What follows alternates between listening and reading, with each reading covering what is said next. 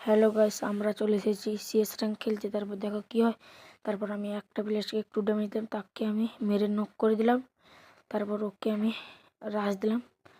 তারপর ওইখানে দূরে একটা প্লেয়ার ছিল, ওকে আমি নক করলাম। তারপর তাকে ফিনিশ নিতে গিয়েছি। তারপর ওকে ফিনিশ নেওয়ার পর তারপর দেখে আরেকটা প্লেয়ার পিছনে, ওকে একটু ড্যামেজ দিয়েছি। তারপর ওকে আমি মেরে নিয়ে নিলাম ফিনিশ। তারপর একটা রাউন্ড হয়ে গেছে।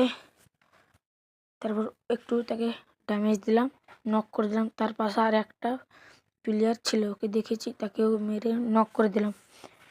তাকে নক করার পরে কি হয় দেখো, তাকে যখন আমি ওকে ফিনিশ নিতে গেলাম, তার পিছন দিয়ে একটা প্লেয়ার আমাকে করে দিল নক। তারপর আমার আর একটা প্লেয়ারকে করে দিল নক। তারপর আমাদের সে ফিনিশ নিয়ে নিয়েছে।